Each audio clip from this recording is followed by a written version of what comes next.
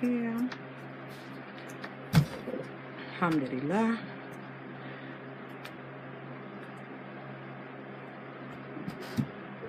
Assalamu alaikum wa rahmatullahi wa barakatuh. A'udhu billahi minash shaitanir rajim. A'udhu billahi minash shaitanir rajim. A'udhu billahi minash shaitanir rajim. Bismillahir rahmanir rahim. Sallallahu ala sayyidina Muhammadin wa alihi wa sahbihi wa salama tasliman. Alhamdulillahi wa kafa.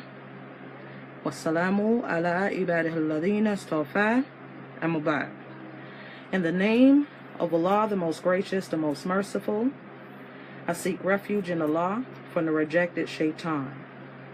May Allah bless our master, Sayyidina Muhammad, sallallahu alayhi wa sallam, his family, companions, and give them peace. All praises are due to Allah, for He is sufficient for us. Peace be upon His slaves, whom He has chosen. As to what follows, Assalamu alaikum. You're now listening to or watching the Half Your Deed show on Nerds and Man Radio. Alhamdulillah. Just give me a moment. I'm trying to broadcast here that we are on live. Alhamdulillah. I thank you all for joining us. Alhamdulillah. I thank you all for spending this time with us this evening. Could have been doing something else, mashallah, but you are here. One moment. Let's see here. I want to share this on a couple of places. Give me a shout out. Let me know you're here. Let me know you can hear me clearly. Give me salams, inshallah.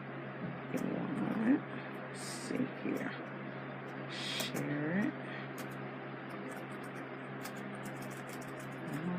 Let's see. I'll tag you as well, so let everybody know to come over here. Let's see here. Let's see. Share it. Let me share it on your page, Fatima. Huh? Speak loud. Let's see here. Let me share it on my page. Let's see. Let's see here. We are live. Alhamdulillah.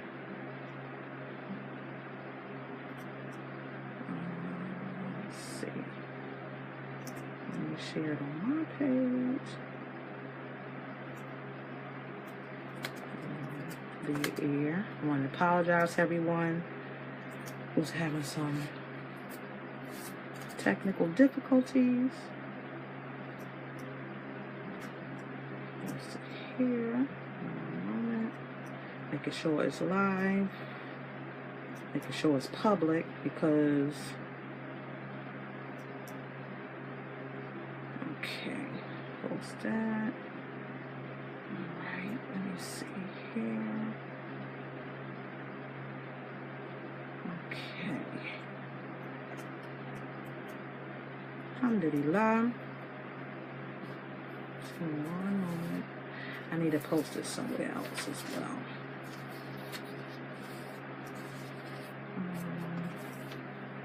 Like we usually do or usually announce, we're not going to be long. Not longer than necessary. Let's see here. I'm about to share it. I'm trying to think what else. Seems like I'm missing something. Wa alaikum salam wa rahmatullahi wa barakatuh. Imani, can you hear me clearly? Let me know if you can hear me clearly.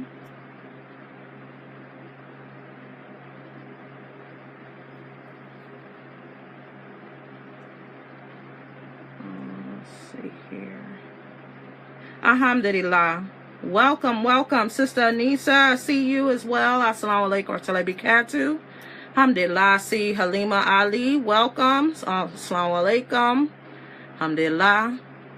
Now it's funny because I'm looking at this screen here and Facebook saying, do I want to put a mask on? I think I got enough on my face. Mashallah. Let's see here. Give me one moment. Let me share it. Invite your friends. Invite your FB family. Tell them that the Half Your Deen show is on the air. Let's see what else. Let's see if I've shared it on There's a Man page. No, I don't think so. No, I didn't share it on that page. Okay, so let me go back and share it in one moment.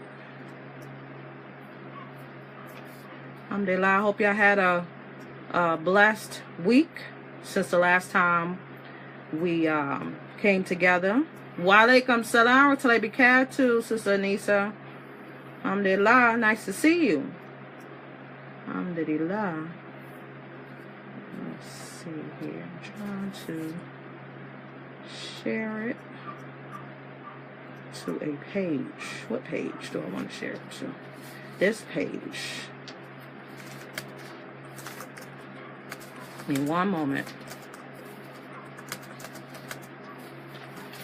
Let's see. Alhamdulillah. It's on the air. Now remember, guys, you can join us on the Mixler app. Let me put that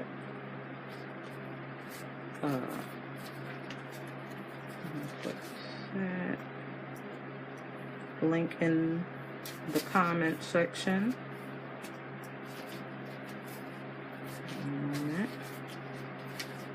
Okay. And join us on the Mixler app here, or you can, if you're not on Facebook, that's where you can join us on the Mixler at Nerds of Man Radio. I put it in the comment section. Alhamdulillah. We have an interesting topic this evening, and inshallah, I'm not trying to hold anyone up too long, because I know we got things to do. We got prayer to make. We got kids to get ready to go to bed if they're not already. So I understand. But one thing that I did want to start off, and y'all know I like to start off with a little current events, just to bring us back to reality. And one of those things was the recent marches that happened this past weekend. Started Friday and Saturday. And unfortunately, there were a couple of incidents that occurred that cost some people lives in Charlottesville, Virginia. And so the alt-white nationalists, white supremacists came together to challenge the act of something was going on there. It's taking down something out there. So they decided to come out there with their little tiki torches and polo shirts and khaki pants.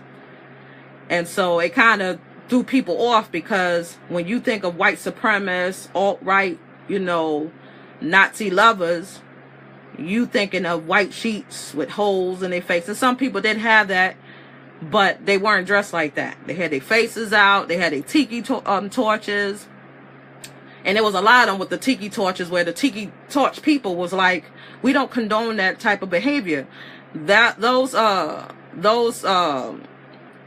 product, the tiki torch, is meant for you to use it in your backyard, so you can enjoy company with your families and friends. So it's supposed to be, so the idea that they've used an item that wasn't meant to be used to be walking down the street with and terrorizing folks, because that's exactly what they were doing. It was something that's supposed to be used for a setting, a family setting, a loving setting, a peaceful setting. And they used that product, the tiki torch, for something that was inappropriate. But I want to remind us that this is not something new. There was nothing to be afraid or alarmed. These people have been here. They've been here forever. They've been here since slavery time. You know, these are the same people. These are the ancestors, or descendants rather, of those people that enslaved us. So they didn't leave. They've been right here, you know, amongst us. And just know that they've been here. So because they didn't have on a sheet or anything like that, you're like, oh man, you know, what am I supposed to think? Or anything. It's not to think anything. You're supposed to have been woke already. And so, unfortunately, on Saturday, one of their peeps decided in a cowardly fashion want to take his car and use it like a bowling pin and hit people with his car, you know, causing the death of a 32-year-old woman and countless others in a cowardly act. He had to use a car. So this tells you the mentality of these people. And I'm not saying not to take them seriously or anything like that, but don't be surprised. They do cowardly moves. They attack women by themselves, Muslim women by themselves, or with their children. This is how they do. And here it is, they attack someone. I'm assuming that she's from their race. They attack them, so they'll attack their own. So they don't care. And what was the crazy thing about this whole thing is that everybody was like, so what Trump was going to say? What has he got to say about this? Is he going to condemn these acts? And I'm like, are y'all really asking these questions? Do you really think he cares? And so it was funny. I saw this this article, and it said, and it just was like, it just made me like shake my head. It said under pressure to speak out more forcefully, because they said that he did say something. I forgot what he said, but it wasn't sufficient enough. But under pressure. So I'm wondering where this pressure was, because he didn't have pressure when he said all that other outrageous stuff, like especially during his campaign. So what kind of pressure do he feel that he had to bow down and say something else? I'm really interested in that. What is this pressure? Under what pressure? Because people have been demanding for the longest, ever since he got came into office. But under pressure, what is this pressure that convinced or compelled him to say these words that I'm about to read to you? That he said, the Ku Klux Klan members, neo-Nazis, and white supremacists who take part in violence as criminals and thugs, and declared that racism is evil. Now these words, I'm looking like, that's all you got in your cabinet. You can't take this guy seriously. So under this pressure, he said that. I can't take him seriously. He haven't been speaking out before the injustices that's been happening to black people, regards to being murdered in cold blood. He hasn't spoken about that. He hasn't spoken about anything in the past. So why do we think he's going to say something now against his people? He's not. And don't look for it. And if he do say something, you can't take him seriously. So you just might as well live your life, do what you're supposed to do, and keep it moving. And just keep your eyes open. Assalamu alaikum, Fatima. Thank you for joining us this evening. Alhamdulillah. Nice to see you. So it is what it is. And we should not be fear mongering. I've been seeing that a lot online. Fear mongering. Look at them. Look what they're doing. You got to stop that, because fear begets fear. You can't do that, because people, they either going to freeze, they're not going to move, they're not going to take action. And then you have other to the other extreme. They do the other extreme, do something crazy. They're reactive. You want to educate people and tell them what it is. Tell them, look, pay attention to what's happening, and you need to know how to conduct yourself when things like this happen. That's what you're supposed to be doing. Not fear mongering. Oh, look at what, we live amongst, white people, white supremacists all day. But we can't be in fear as we live. You only fear Allah. That's the only fear that should be, exuberating from you, is a fear of Allah. That's it. Don't fear no man. That's what they want you to do. They want you to fear man. And Allah tells you, don't fear man. You need to fear me. So that is my, take on that. My little 2 cents. And also that on that same day, 2 state troopers died in a helicopter crash. So actually 3 people died. I'm not sure how the 2 officers died. But they were deployed to go out there, and they died. So unfortunately 3 people lost their lives. SubhanAllah. So keep your eyes open, people. Alhamdulillah. Now, our topic for this evening, I said I'm not going to hold you up too long. I entitled it, What About the Children? Before, during, and after marriage. And this is a reality for a lot of us, especially a lot of us that converted to Islam, that weren't Muslim, who weren't Muslim when we were born. We weren't born into Islam. That's different from Allah saying that, let me clarify, every child is born on fitrah. Allah has made every child that comes into this earth, including ourselves, knowing who Allah is. But in that same hadith, the Prophet ﷺ said, it's the parents that make them a Jew, Christian, or fire worshiper. So that means you came out with a clean slate, and then your parents turned you into other than what Allah intended for you. And then inshallah, later in your life, may Allah bring you back to Islam. And for a lot of us, alhamdulillah for that. We should thank Allah for that. And we should ask Allah to let us die in that fashion as a Muslim.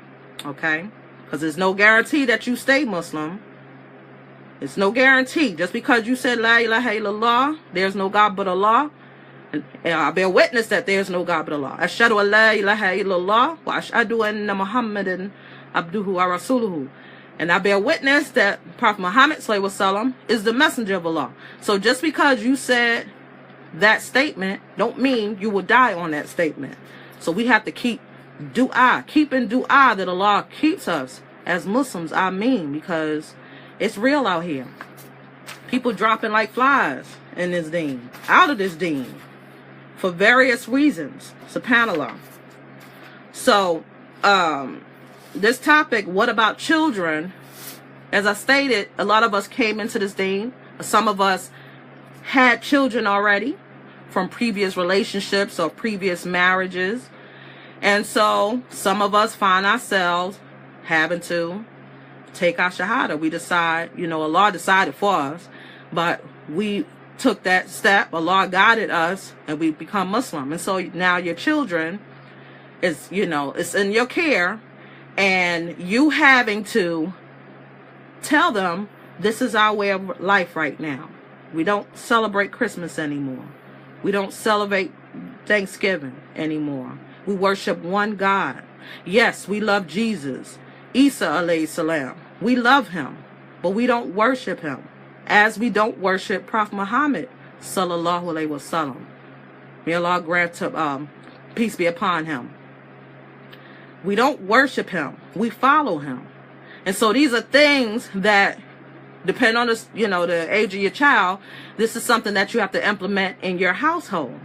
And so it can be difficult because sometimes children, they're used to a certain way, and they're used to a certain lifestyle, and it's usually patterned by the parents. So if you was laxy-daisy about going to church and worshiping whatever you was worshiping at the time, how do you expect them to be in Islam? They looking at you like, oh, all of a sudden you want to be pious now, Abby, Umi, or is that what I'm supposed to call you now? And so we got to be patient with them.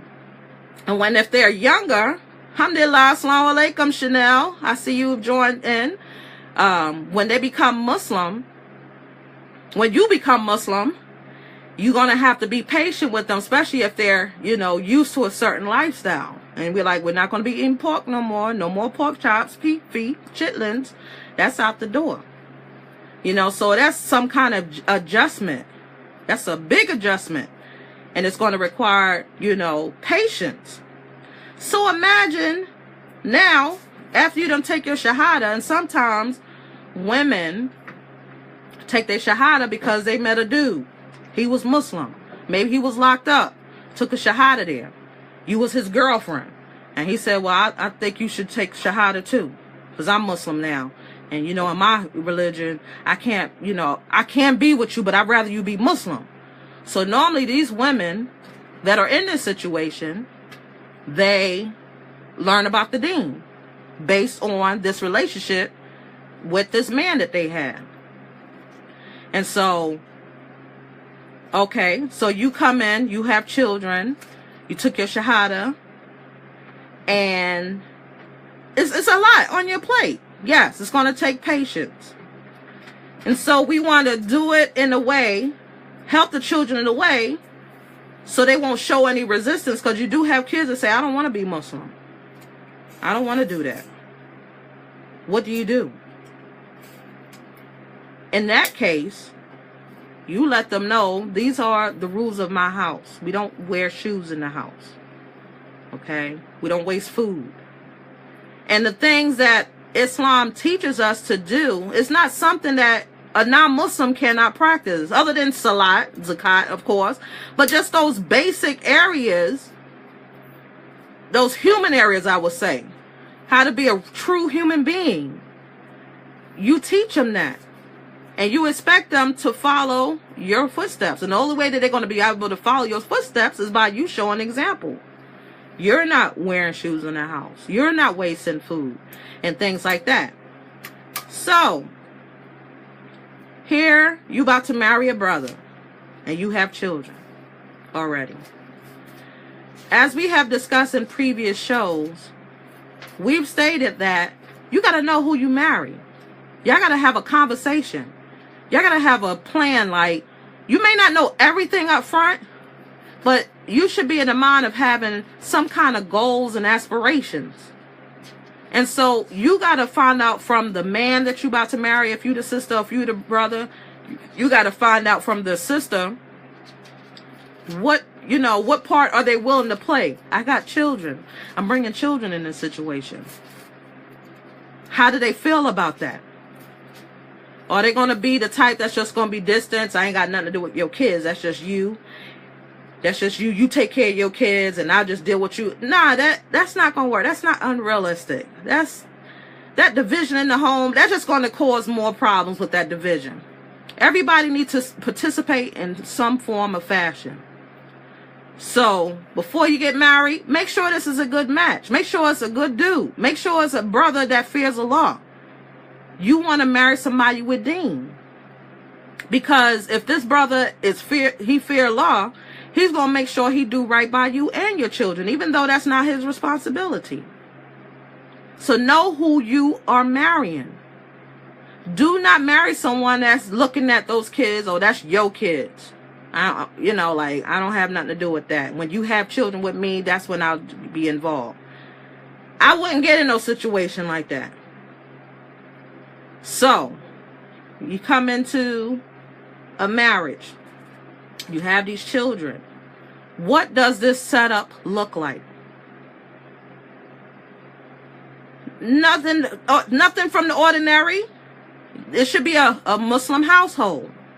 Y'all should be praying together. Y'all should be fasting together. Y'all should be encouraging one another and doing good, enjoying the right and forbidding the wrong. How hard is it to do that? It isn't hard. But it can be challenging if the person that's bringing children into the household has an ex outside. Say if a sister, she got kids and she got an ex, husband or an ex-boyfriend or whatever, and they having issues. Yes, it can create some kind of challenging environment. And so in that case, that's why you got to know who you married to. That's where the communication comes in. You make a plan. You a team. You married now to this person. That's your team play. Y'all team players. Y'all on the team. And so if y'all on the team, you got to make sure that you're communicating so things can flow smoothly. Even if it is some, something out, outside, someone's outside the home, like an ex that's still involved with their child, you play as a team. And depending on the individuals in that marriage, it can be good. Meaning, okay, if that ex understand that you have remarried, sister, and you have a husband, he's going to be a man enough. It depends. I know that's not always the case. He's going to be man enough to, to honor that. Okay, that's your husband. He's not going to look at that new husband as replacing him. Because that husband or that wife, if it's a brother marrying a sister, they're not replacing that child's parent. You could never replace that child parent. That should be understood on all parties, especially that child. So with that being said, y'all all on the same team. Y'all may not be on the exact same team, but y'all have a common area that y'all need to assist in, and that's that child. That child needs to be cared for, needs to be loved and nourished and things like that. And so all parties should understand that and will want what's good for that child in that situation. Not as the ex out here, the dude is like, nah, I want that nigga around my child. Excuse me for using that word, but that's what they use. Wa alaikum salam wa rahmatullahi wa barakatuh. Thank you, Yandisha. Thank you for joining us this evening. Alhamdulillah. That's how some of them be talking. Now I want him to touch my child, I want him around my child and all this stuff, whatever. We know that in Islam, if the wife remarries, that child, well, in the Maliki fiqh, that child goes to the grandmother, to the women folk of her Muslim. That's where the child goes. The child doesn't automatically go to the father. It goes to the women folk in her family. And if there's no one there, then it goes to the father. That's in Maliki fiqh. But sometimes that's not the case. The sister is not trying to give up rights. So that's a challenge right there. And you got to be patient as the one that's trying to uphold the ties of kinship. Because you know what your rights are. You explained it to the sister, but she don't want to listen. She going to have to answer for that. So, in the ideal situation, we talk about the ideal situation because every situation is different. We got to have in mind the ayat in Quran. Yeah, ayyuhal ladina amanu anfusikum wa aklakum nar. O you who believe, ward off yourselves or save yourselves and your families from the fire. That should be the motivation in doing what's right in a co-parented, what they call it, co-parenting situation. I want to save myself and my family, which means my child. If there's an ex, I want to save my child. I want to make sure my child is okay. Make sure their upbringing is okay. They're learning the book of Allah. That they're learning their manners. They're learning how to be respectful to their parents. Because if Allah and His Messenger, sallallahu alaihi wasallam, that child is to respect the parents. There is no compromising in that. And sometimes you have in these situations, unfortunately, you'll have a parent that condone a child disrespecting the parent. And they're going to have to answer for that. After Allah and His Messenger, you're supposed to treat your parents with kindness and respect. That's a commandment from Allah. If you violate that and encourage the child to disrespect that parent, you're going to have to answer for that. So we should be encouraging that child to be respectful and to be mindful. And so there are some things that we can implement to help ease the situation during this situation that they have in front of us, co-parenting. So we're not even thinking about besides who the child's supposed to be with. The child is where they're at now. So what do you do then?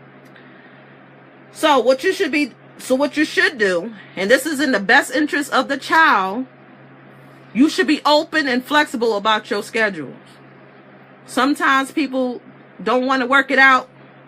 Well, I'm going to go to court. Okay, you go to court. And you tell the judge, well, I want this schedule, and I want him to, to do this, or I want her to do this. I want her to pick it up. I want her to have this amount of time. I want him to have this amount of time. Okay, once that's established, to make it easy on the child, because it's about the child. It's not about you. When you make decisions, you got to ask yourself, when I'm dealing with the other parent, is it about me or is it about my child? Your answer should always be about that child. So you should be flexible in your schedules. You may have gone to court and the judge might have said you get 6 months and you get 6 months. So however the schedule may be. You may say, to make it easy, there's something that the child want to partake in at one household, which require them to be there during your time. You say, you know what?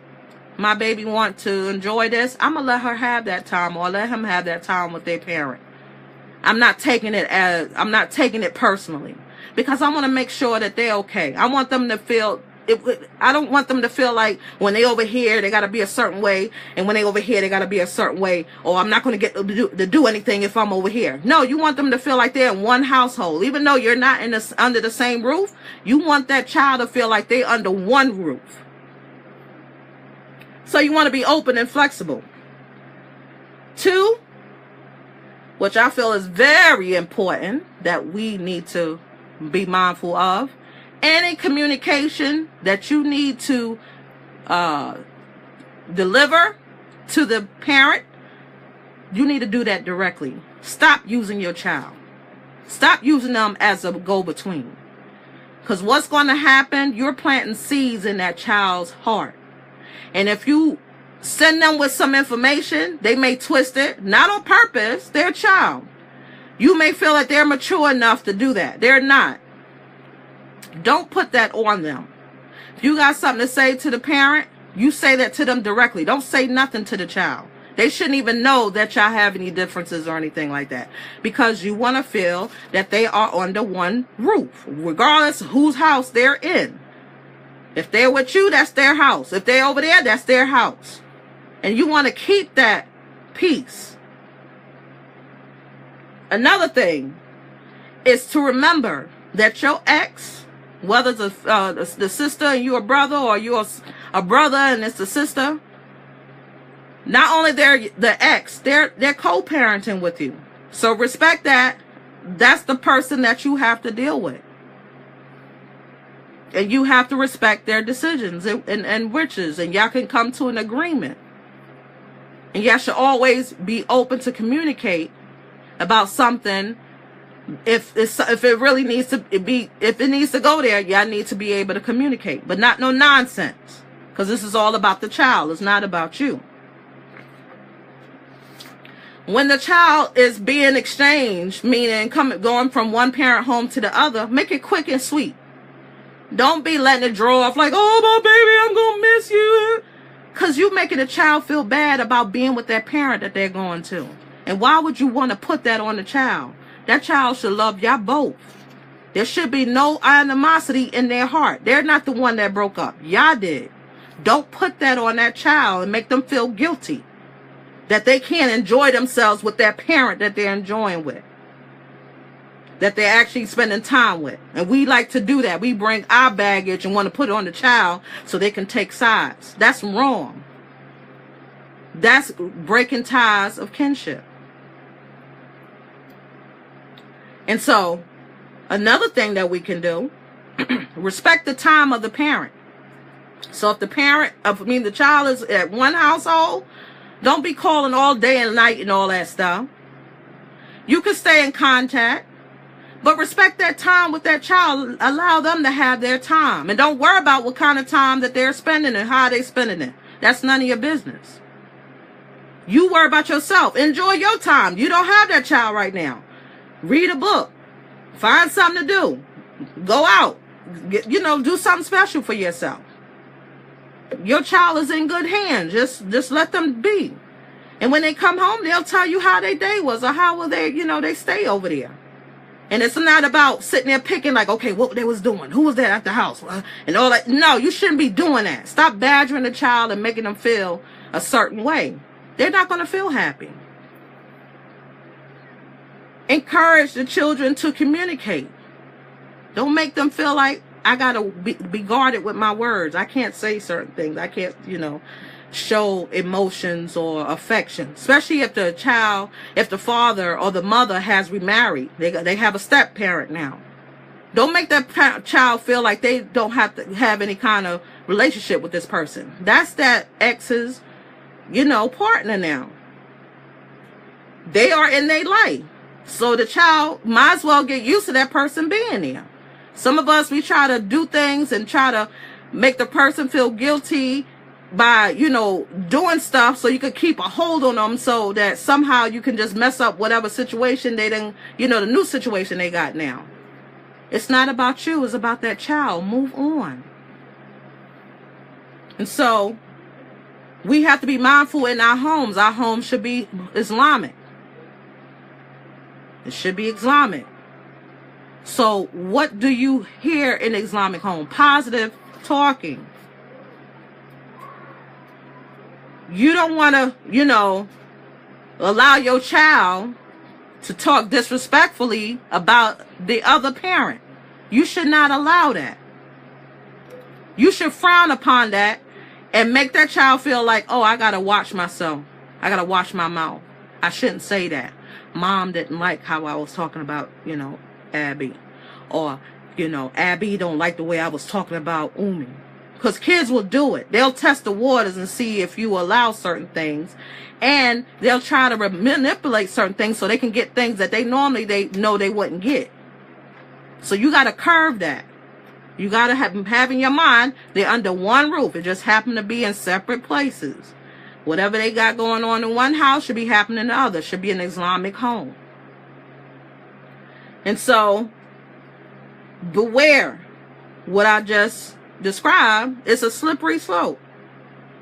Children will test the boundaries. They're going to test your spouse. They're going to be disrespectful, talk trash. They're going to disrespect you as the parent, regardless of what house they are in. They're going to do that. Cause division. You got to nip that in the bud. How do you do that? You got to show in a united front. You got to say, me and your mother, we may not be together, but we on the same team. You're going to behave yourself, whether you're at my house or you at her house. And she will have the same speech. Me and your father, we may not be together. We on the same team. So you're going to behave yourself, whether you're here or over there. If you got chores here, you got chores there. Do them. You're not going to allow the child to feel like they don't have to do certain things because they're not under a certain roof. No, this is one roof. That's what we got to have in our minds. But say you're dealing with someone very difficult. You're dealing with a difficult parent. How do you deal with that? First, you got to keep in dua. Because there's nothing that you can do. You knew how they was when you was married. And more likely they hadn't changed after marriage. So what do? You can't be around the child all the time to make sure that difficult parent don't rub off on them. What you do is when that child is in your household, you show a good example. You be the best Muslim that they see. You show them what Islam is about. If you a sister, you make sure that your daughter or your son see you in hijab. You wear hijab when you leave out the home. You never leave home without it.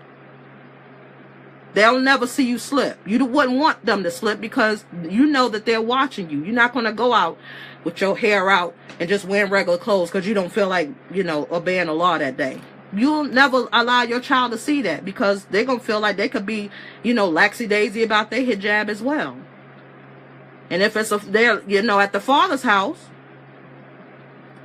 They gonna, and their father's not, praying, they're not doing it. And it was like, wait, but Umi, she fasts, she prays, she read her Quran, but he's not doing it. That child may take it upon themselves to give their father dower. Say, Abby, when I'm at Umi house, we read Quran, or when we pray such and such and such. That might click in his head like, whoa, I'm not being a good example to this child. Let me get on board. Let me do what I'm supposed to do. Because it's my responsibility to make sure that you are saved from the fire. That might be that trigger, that mercy for him, that child. So don't sabotage your child to hurt you. Don't do that to them. Because they may be your mercy. Yes, as a mother, Jenna's at your feet. But you want to make sure that you're an example for them, so that they can be a benefit to others as well. You can't force people to do the right thing. That's just how it is. So what you can create is boundaries. And these boundaries are set so that no one can go beyond it, which would cause more rifts. So you create boundaries as far as like when the child is at your home, and we're saying, for a difficult parent, the child is in your home and the difficult parent is, not at the home. You could just tell them, well, we can communicate, but I'm not going to argue with you. This is our child. Our child is our main focus. We want to make sure that their child is okay. Are they praying when they're at your home? Because they pray here. You're supposed to be Muslim, right? We're Muslims, right? Are they doing that at least? That's your right to know. Because you want to make sure that child is being cared for. That is a right upon us, is to make sure they have a good upbringing. And if you don't know how to teach them, then you get the knowledge to get that to them. You learn it. That's why Allah says, save yourself and your families. So not only do you be saving yourself, your families, you got to save yourself. You got to have some knowledge. And so we got to put the emotions and resentment, put it in the back seat. We ain't got time for that. We got this child Allah bless us with. It didn't work out for us. But we got to make sure it works out for them, that they don't feel any backlash. And we make this about them. With whoever else is in our life. She may get married, remarried. He may get remarried, the exes. Y'all family. Regardless if you like it or not. Y'all family now. But those two parents have a responsibility to make sure that their child, their life, their livelihood, and their emotional health is intact. And don't let that child go beyond the boundaries, be manipulated, because they can be. And it cause you to feel hopeless and don't know what to do. That's why you got to have the communication. That's why you got to keep Allah's focus. Allah is your focus. Allah and His messenger, peace and blessings be upon them. That's your motivation. That's your drive. That's what your house consists of. And then long as you do that, and long as that child sees that in both households, then inshallah, Allah will protect that child. Protect that child from that fire. If that's your goal. If that is something that you're trying to establish and accomplish. And so, some of these things, these tips, I've kind of Islamicized it from Psychology Today. And it's saying 10 tips to co-parent a narcissist. And if you don't know what a narcissist is someone who has mortal fear of losing. They're always in competition to be in someone's face. Always trying to expose and humiliate people. When they get information about you, they're going to use it to their advantage. and they keep putting this energy. They do this. They're nonstop because they're trying to maintain an image. And you unfortunately have parents like these. They feel inferior, really feel inferior, but they have the mortal fear of being not known, losing. So they'll play dirty. And when you marry a person like this, it's nonstop. So you got to set boundaries and know how to deal with them. And sometimes you got to do what you got to do. Sometimes you got to go to court, you know, to limit the contact. It depends. And unfortunately, children are living under this type of environment. And so they're made to feel like they have to be an enemy to the other parent. They can't like the other parent. They can't like the parent's spouse, whether it's the wife or husband. They can't like them. Because my Abby or my Umi say they evil. They always doing something to them. And sometimes this be the case. But let's make it, if we're in this situation or find ourselves to become in this situation, assure that that child is your focus and that you want to make sure they have the best childhood. Because you only get one childhood. You don't want their childhood to be about trauma. And all they know is that Abby and Umi was always fighting. You don't want that to be their memory of you, of their childhood. Because it will stay with you. And then it will manifest in them when they become parents. When they become spouses and wives. And when they have children, that's exactly how they're going to treat their situation. So let's pray that we are better. We might not have worked it out as a parent, but let's work it out as, you know, for the children. Co-parenting. With that being said, if anybody got any comments or questions, like I said, I'm not keeping y'all too long today. Alhamdulillah, we did start off a little late, and I apologize. But if y'all got any comments or questions or suggestions, we're going to close out. And we're going to close it down because Salat is about to come in, inshallah. So if y'all don't have any comments or questions, we'll close out. With that being said, Subhanaka Allahumma wa bihamdika ashhadu an la ilaha anta astaghfiruka wa atubu ilayk. Wal asra innal insana lafi khusr illa alladhina amanu wa amilu salihati wa tawassaw bil haqqi wa tawassaw bis sabr.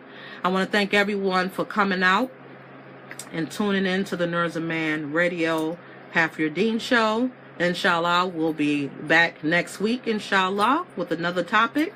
And I look forward to seeing y'all there at that time. All right. You take care.